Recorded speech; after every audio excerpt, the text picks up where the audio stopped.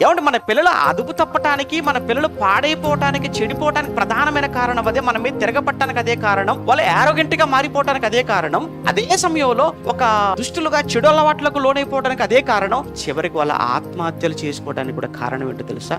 ఆ పిల్లలకు ఒరే నేను కన్నాను రా, మీరు మా పిల్లలరా, మా పిల్లలేరా మీరు, అదిగో చూడరా మా పోలికే నీకు వచ్చిందిరా, ఆ చూడరా అవయవాలు చూడరా అంత సేమ్ అని చిన్నప్పటి నుంచి పిల్లలను బొత్తిగా పాడు చేసేసాం. అలా కాక ఒరేయ్ దేవుడు మాకు ఇచ్చాడురా నిన్ను, దేవుడు నిన్ను ఇవ్వకపోతే మాకు సంతానం లేదురా, దేవుడు తల్లి గర్భంలో నిర్మించాడు ఆయన నిర్మించకపోతే ఈరోజు నువ్వు లేవురా అని చిన్నప్పటి నుంచి దేవుడే కారణం, నీ జన్మకు దేవుడే కారణం, నీ పుట్టుకకు దేవుడే కారణం, దేవుడు లేకపోతే మేము ఏమీ లేవు, నువ్వు లేవు అని చిన్నప్పటి నుంచి పిల్లలకు నిజంగా ఇలా మనం చెప్పుంటేనండి వాడు రేపొద్దున చావాలన్న ఆలోచన కూడా రాదు వాడికి. చావడు వాడు. అమ్మో దేవుడు ఇచ్చిందట ఈ జీవితం నాకు, దేవుడు నన్ను నమ్మి నాకు ఈ బ్రతుకునిచ్చాడట, మా అమ్మ నాన్నకు నన్ను ఒక గిఫ్ట్గా ఇచ్చాడు, బహుమానంగా ఇచ్చాడు, దేవుడు దయచేశాడు మా అమ్మ నాన్నకు నన్ను అని కొంచెం ఆలోచించేవాడు కదా వాడు. అంటే ఈ సమాజంలో జరుగుతున్నటువంటి ఆ యవనస్తులైన పిల్లల ఆత్మహత్యలకు కారణం ఒక విధంగా చెప్పాలంటే వాళ్లకు చిన్నప్పటి నుంచే తల్లి తండ్రికి సరి అయినటువంటి